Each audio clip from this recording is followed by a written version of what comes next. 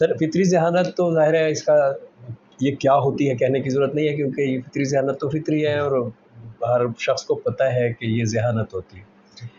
सवाल मसनूई का पैदा हो गया है कि वो फितरी जैसी है या फितरी जैसी नहीं है। एक बात इस पे कर दीजिए कि मतलब जहानत और ताकुल जो है उसमें थोड़ा सा फर्क है ना। जी वही मैं कर रहा हाँ जी हाँ। तो जो अबाकस का सिस्टम था ना, जिसको हम दुनिया का पहला कंप्यूटर कहते हैं, तब से मसनूई जहानत तो मौजूद है।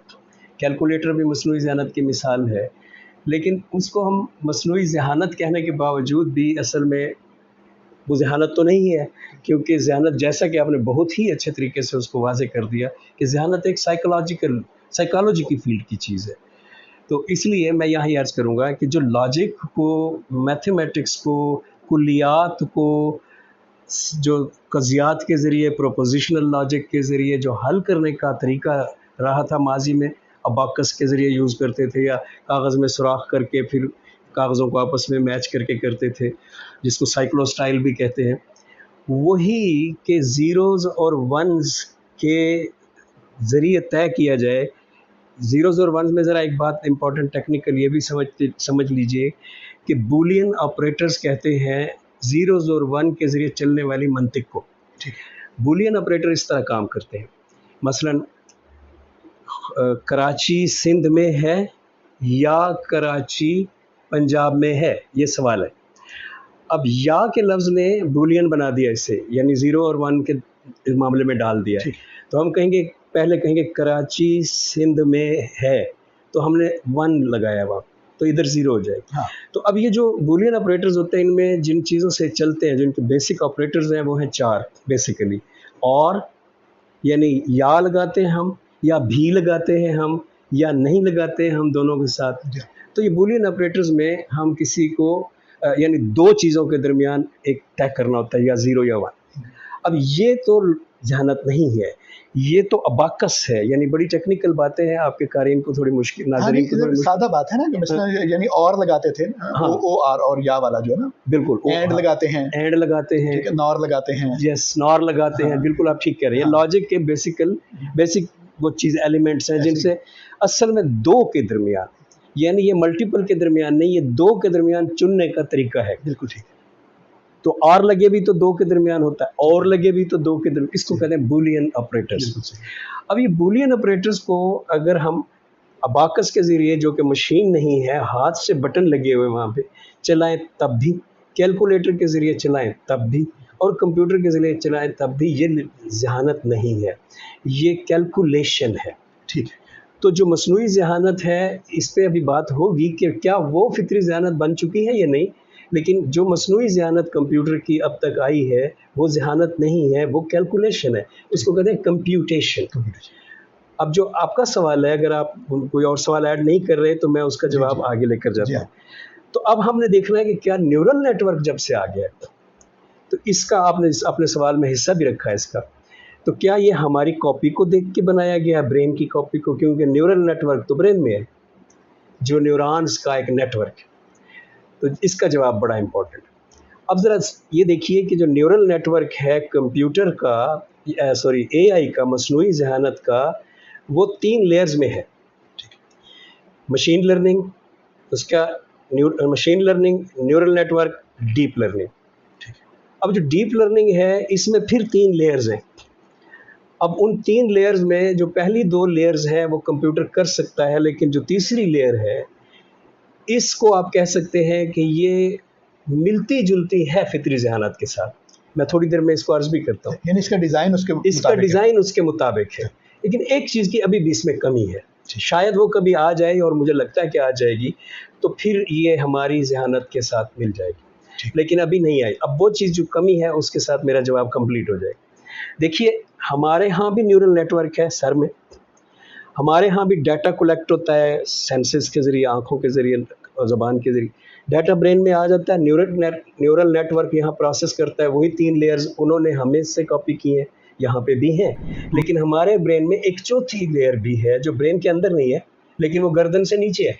ठीक है। वो पैरों तक है, और उसमें ब्लड की वजह से, फिर ब्लड के अंदर जो केमिकल्स हार्मोन्स जाते हैं उनकी वजह से, जिनमें एड्रेनलिन है, जिनमें सेरोटोनिन है, जिसमें डोपामीन है, जिसमें कॉर्टिसोल है, ये जो ब्लड के अंदर जाते हैं तो हमारे जज्बात पैदा होते हैं इनसे। हम गुस्से में आ जाते हैं, हम खौफजदा हो जाते हैं, हम ये चीज़ें, अब ये जो चीज़ें पैदा होती हैं ये हमारे यहाँ के न्यूरल नेटवर्क में तब्दीली कर देते हैं। यानी अगर ये सिर्फ प्रोसेस यहाँ पे हमारा कंप्यूटर वाला होता तो ये नीचे वाली चीज़ें इसमें तब्दीली ना कर देती। ठीक। तो यहाँ पे जो एक्टिविटी कंप्यूटर की हो रही है वो तीनों लेयर में कंप्लीट होकर डीप लर्निंग वाली लेयर से वापस आती है तो बहुत जीनियस जवाब देती है। लेकिन यहाँ नीचे से जो सेंसेशंस, जज्बात, हम यहाँ वाली अपनी न्यूरल नेटवर्क में तब्दीलियाँ ला रहे हैं। यानी हम गुस्से में आ गए, हमारा फैसला तब्दील हो जाएगा, हम जज्बात में आ गए, हमारा फैसला तब्दील हो जाएगा। यानी वो ऊपर वाली सिर्फ मशीन के ताबे नहीं रहेगा, हाँ, बल्कि उसमें कुछ और चीज़ें भी शामिल हो जाती हैं। जी बिल्कुल। तो वो उस मशीन के जो है ना, जो ह्यूमन अनासर, जिंदगी के अनासर, ह्यूमन अनासर बेसिकली एंटी मशीन अनासर है ना, वो मशीन को वहाँ पे चैलेंज कर देते हैं, मशीन के रिजल्ट्स को कहते हैं मैं नहीं मानता। यानी मशीन सीधा रिजल्ट दे रही है पॉजिटिव नेगेटिव में, वो नेगेटिव चला जाता है और वो कहता है मैं तुम्हारी पॉजिटिविटी नहीं मानता, वो नीचे से। तो वो उस लॉजिक को मानने की बजाय वो अपनी जज्बात को मानता है। ये चीज़ अभी उसके पास नहीं है, लेकिन इसको कहते हैं कॉन्शियसनेस। तो अब मैं सवाल को ज़रा वो कर देता हूँ, स्ट्रेट कर देता हूँ। हिस्सियात सेंसेशंस हैं, ठीक है, लेकिन एहसासात फीलिंग्स हैं, ठीक है। तो हिस्सियात और सेंसेशंस में जो फ़र्क है, यानी आप ये सादा के ये कह सकते हैं कि जो हिस्सियात हैं, हाँ, वो सेंसर्स हैं। जी जी जी, वो सिर्फ आपको डेटा पहुंचाते हैं। जी बिल्कुल बिल्कुल। जो आपकी हिस्सियात हैं वो उस पर फैसला करती हैं, फीलिंग वो बनाती हैं। बिल्कुल बिल्कुल। यानी ऐन मुमकिन है कि आपके सेंसर्स और मेरे सेंसर्स जो हैं वो एक जैसा पैगाम दें, लेकिन आप उससे और नतीजा निकालें, मैं उससे। ये बात ठीक है। तो अब जो अगला हिस्सा, यानी जो अहम तरीन हिस्सा इस वक्त डिस्कस हो रहा है पूरे वर्ल्ड में मसनूई ज़हानत के हवाले से, वो अब इस तरह से नहीं है कि वो दे क्या रही है, उसका आउटपुट क्या है, आउटपुट को देखें फिर अंदाज़ा करें कि वो जो है ज़हीन है या नहीं, बल्कि अब ये देखा जा रहा है कि वो समझ क्या रही है। ये बहुत बड़ा सवाल है, क्योंकि जो समझना है, जो अंडरस्टैंडिंग है, जो फीलिंग है, ये शऊर का एक ख़ास आगाज़ तो यहाँ से होता है ना। आगाज़ तो यहाँ से होता है। तो क्या जैसे हम सुर्ख रंग को देख के कहते हैं कि ये सुर्ख रंग है, ये मेरा एहसास है, तो क्या उसका भी सुर्ख रंग के बारे में कोई एहसास है? तो ये जो सवाल अब आया है ना उसकी अंडरस्टैंडिंग का, इसके जवाब बराबर आ रहे हैं फ़िलहाल।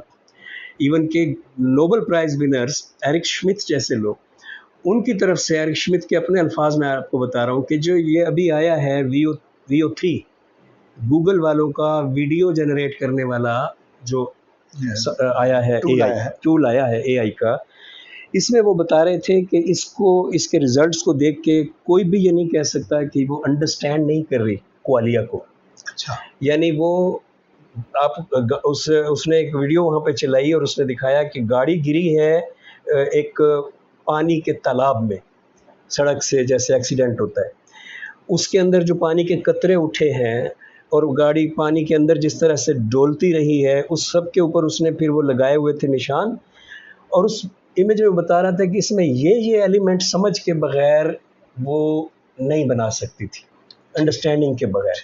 यानी उसने उसके साथ और वीडियोस दिखा के, वो भी AI की, बताया है कि ये जो एलिमेंट्स हैं ये बगैर समझ के, यानी जमा तफरीक से बनाई जा सकती है, लेकिन यहाँ पे अंदर की समझ जो है वो ज़रूरी थी।